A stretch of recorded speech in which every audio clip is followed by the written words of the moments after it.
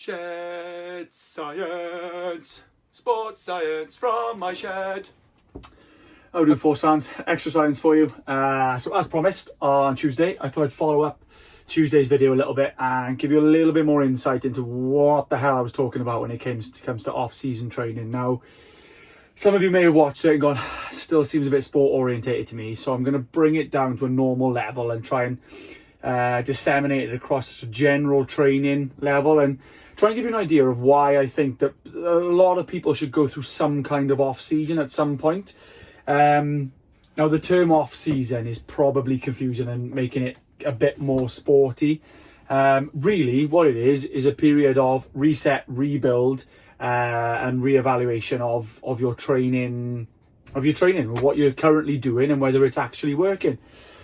Normally for sports teams, they hit the end of the season, the staff all get together, and the off season is a period then when they can start from scratch, wipe the slate clean and go, all right, Johnny's knees kept playing up last season. Let's give him chance during the off season to try and fix that so that during the in-season, pre-season and competitive competitive season, his knees aren't playing up.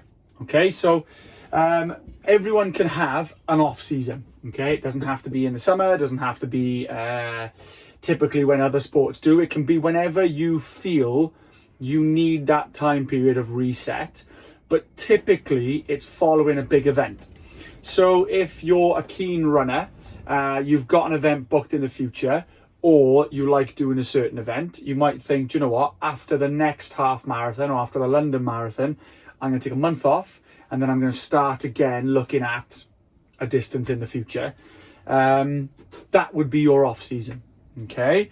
Now, why am I touting this as being important for everyone? Well, it's that period of reset, that reevaluation period that gives you chance to think, how am I going to rebuild to be bigger, to be fitter, faster, stronger in my next block of training, in my next season, so to speak. Okay.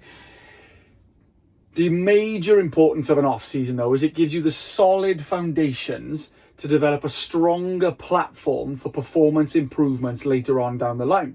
Now, even if you're looking to lose a bit of weight, this off season where you typically don't do your typical style weight loss training, you're still eating well, you're still training, but you're not specifically focused on a really narrow goal, you're thinking more general, gives you the chance to develop a stronger platform and better foundations, which will give you more opportunity to perform better later on down the line. Okay, it's like giving yourself that period where you can take your time and gradually work back in to intense training or specific training or something that's more focused later on down the line. It's pretty good mentally as well, because it gives you a chance just to enjoy your training and just get some general training done without having this nagging thought that you're constantly trying to achieve something.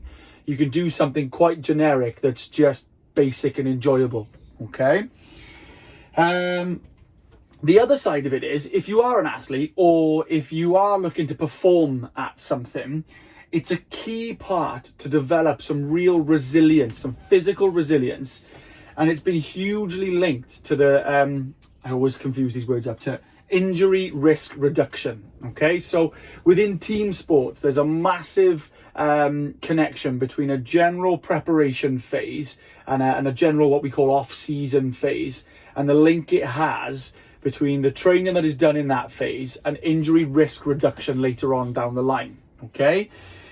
How is that done, or how is that link generated? Well, it gives you the opportunity to vary your training and take it away from being very specific and sometimes quite impactful and sacrificial to being a little bit more general and working on the base foundation qualities that build this robustness. Is that a word? And injury resilience. Okay.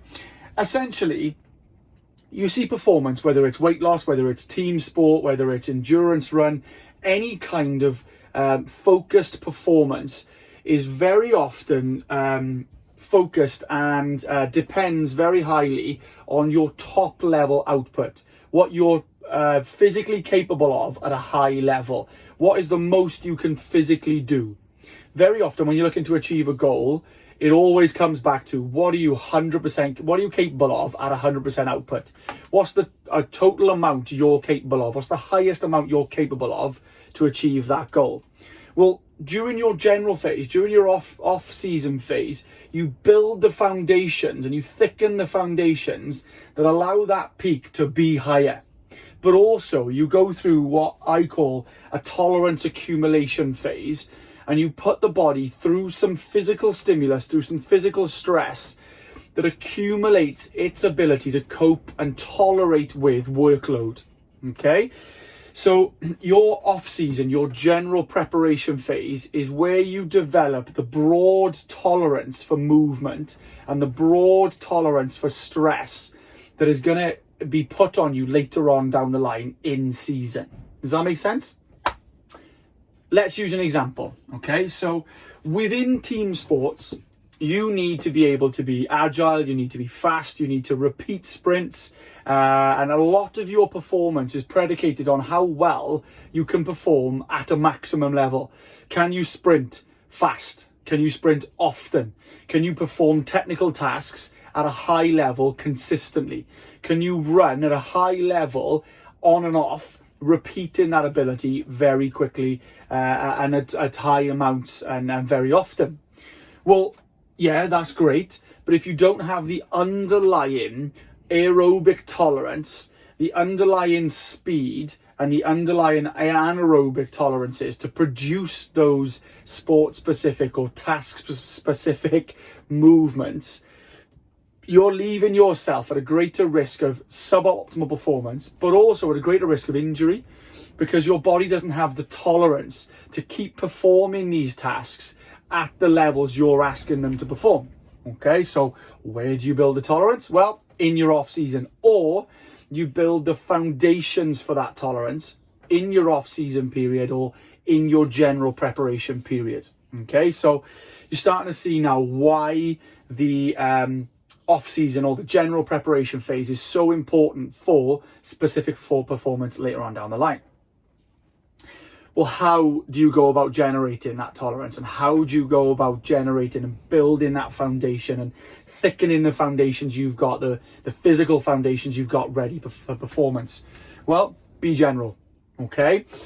Figure out what your specific aims are. Now, if you're performing in sport, or if you've got a specific goal in mind, well, that might be obvious. It might be time orientated, it might be distance orientated, it might have some coach led and team sport led goals for you to be able to achieve a certain type of performance on field, but they're still very specific.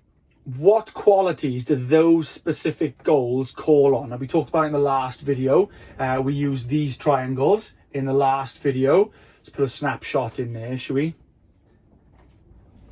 Yeah, those. All right. We talked about those, didn't we?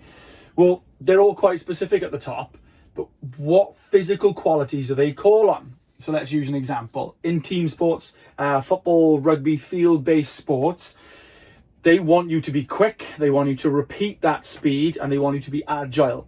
Now, all of those can come down and depend on your fitness and your strength at the base of that pyramid. Without being strong enough, your muscles, your bones, your ligaments, your tendons, your systems, without them being strong enough to cope with the loading demands of changing direction at speed, of tackling, of resisting tackles, of interacting with whatever ball you've got, without them being strong enough, the more you repeat those tasks, the more risk of injury you run, the higher the risk of injury you run. If you increase your general strength and your general physical tolerance through strength and through loading in your off season, you've got a greater tolerance and a greater capacity for dealing with those specific tasks when they're called upon. Does that make sense? The same with your aerobic base. The thicker your aerobic base and the more physically aerobically fit you are, the greater pool of fitness you've got to call on when training gets specific, or when sport needs you to be more specific with elements of your fitness. Okay, so in other words, be more general now so that you've got a greater capacity to be specific later on down the line. endurance performance. This is a bit more simple, okay?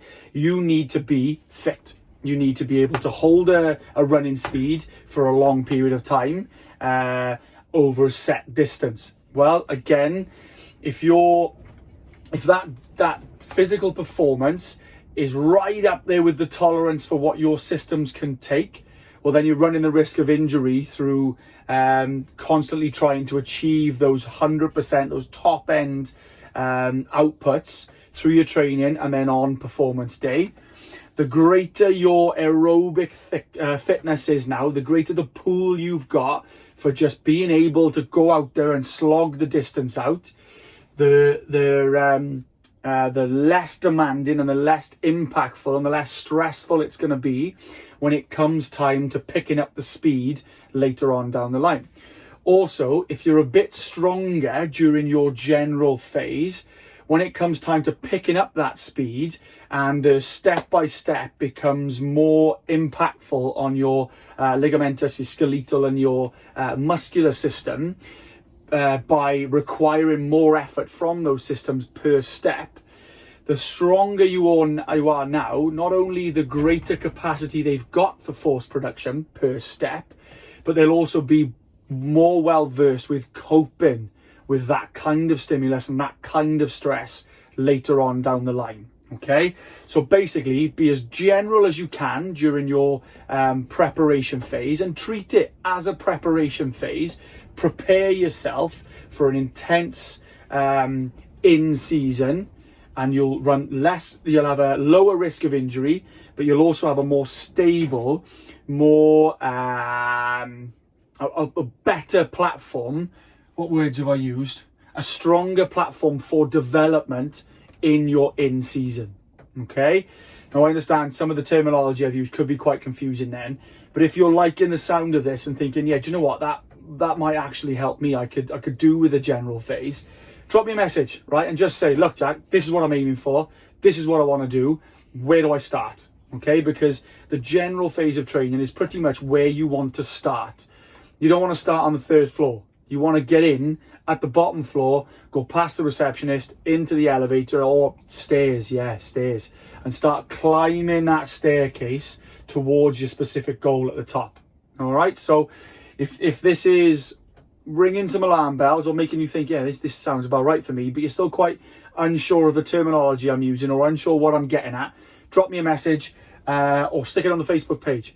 Or if you're working already with Toff or Key or Rai or Luke or Joy or Chris, and you're thinking, Jack, just say to them, Jack's general preparation phase has got me thinking, is it worth me going through a general preparation phase in my training now? I very often put the clients that come to me with a long-term goal, I tend to put them through a general phase because of all these reasons, but it also gives me a chance to see where you are now. So if you're working with one of our coaches already and you're thinking, yeah, do you know what? This general preparation phase sounds like the business for me. I've got the chance to do it during lockdown. I want to start again. I want to start fresh. Drop your coach a message and see what they can do for you. All right. Other than that, guys, enjoy the rest of your Sunday. Keep your eyes open for Tuesday's video. It's all around agility versus change of direction. What's the difference? Is there a difference? Spoiler, yeah, there is. And how can you implement it in your training? Again, sounds very team sport and very sport orientated.